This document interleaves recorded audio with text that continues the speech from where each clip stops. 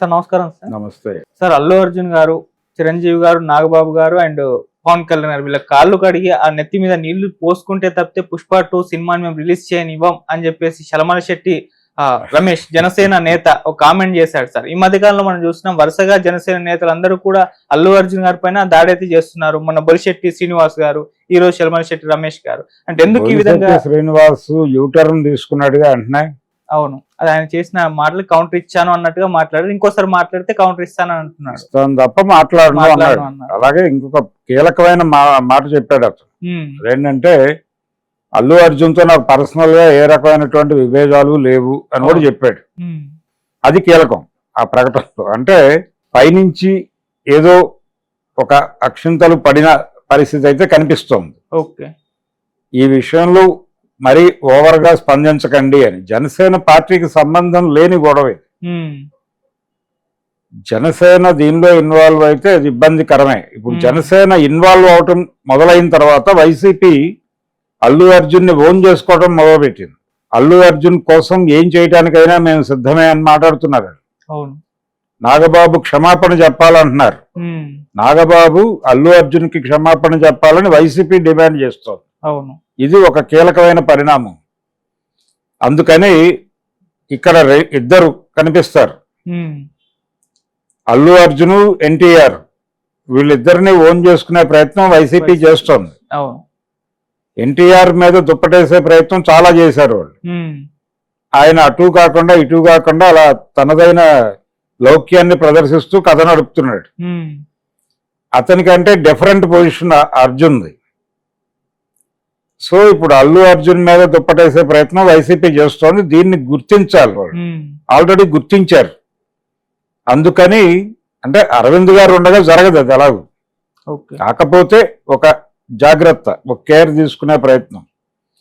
ఈ అతి చేయటం అనేది ఇబ్బందికరం. ఇక్కడ చిరంజీవి గారు స్పందించలా ఇప్పటి వరకు. ఆయన చాలా సాధారణ పద్ధతుల్లోనే ప్రవర్తిస్తున్నాడు. అరవింద్ గారు ఎక్కడా మాట్లాడట్లేదు.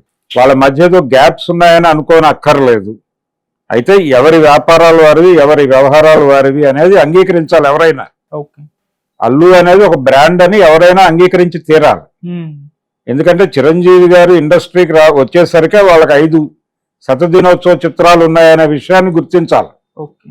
అందులో ఒకటి యావరేజ్ సినిమా అయి ఉండొచ్చు, మా ఊళ్ళో మహాశివుడు యావరేజ్ అయి ఉండొచ్చు, కానీ బంగారు పథకం, గౌరవం, బంట్రోతు భార్య, తర్వాత దేవుడే దిగి వస్తాయి, ఆ 4 హిట్ మూవీలే. దేవుడే దిగి వస్తే చాలా భారీ లెవెల్లో ఆడింది.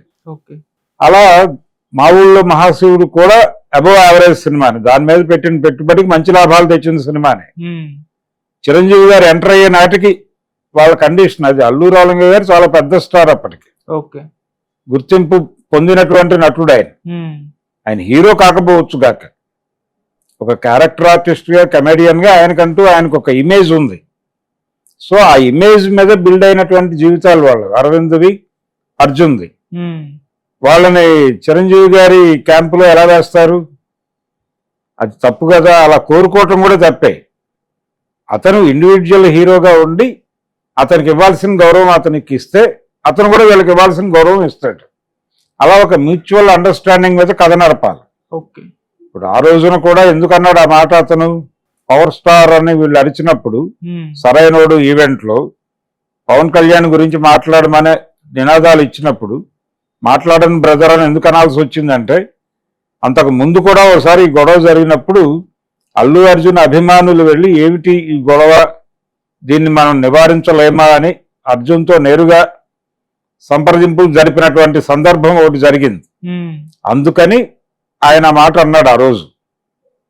అలాగని పవన్ కళ్యాణ్ని కానీ లేకపోతే చిరంజీవిని కానీ వ్యక్తిగతంగా క్రిటిసైజ్ చేసిన సందర్భాలు ఏమీ లేవు. అల్లు అర్జున్ పవన్ కళ్యాణ్ని గెలిపించమని ట్వీట్ చేశాడు. అలాగే శిల్పారవిని గెలిపించమని ట్వీట్ చేసుంటే మేము ఇంత దాకా వచ్చేవాళ్ళం కాదు అని ఒక స్థాయి జనసేన నాయకులు మాట్లాడుతున్నారు మీడియాలోకి వచ్చి. అతని ఆ స్నేహబంధంతో వెళ్ళాడు అక్కడికి. పవన్ కళ్యాణ్ జగన్మోహన్ రెడ్డిని తిడుతుండగానే చిరంజీవి గారు వెళ్ళి జగన్మోహన్ రెడ్డిని కలిశారుగా. మరి చిరంజీవిని ఎందుకు ట్రాల్ చేయట్లా? అల్లు అర్జున్ ఎందుకు టార్గెట్ చేస్తున్నారు? చిరంజీవి పైగా జగన్మోహన్ రెడ్డి పాలన బాగుందని ఒక కితాబు కూడా ఇచ్చాడు. ఇంకా ఇతను జగన్మోహన్ రెడ్డి పేరు మాట్లాడాల. మరి చిరంజీవిని ఎందుకు మోస్తున్నారు మీరు ఇంకా? అది టోటల్ వ్యవహారంలో అభిమానులు పడుతున్న ఘర్షణ తప్ప వాళ్ళ క్లారిటీ ఉంది. ఓకే. కాకపోతే మధ్య మధ్యలో ఆ పెట్రోల్ మండుతోంది. ఓ దశలో నాగబాబు గారు పెట్రోల్ వేశారు, ఆ తర్వాత స్వయంగా పవన్ కళ్యాణే పెట్రోల్ వేశాడు. ఇప్పుడు లేటెస్ట్ గా అల్లు అర్జున్ పెట్రోల్ పోసాడు. ఇది మేబీ కొనసాగొచ్చు, కొంతకాలం కొనసాగుతుంది. ఇది మంచిదే అనుకుంటూ ఉండుండొచ్చు. ఓకే.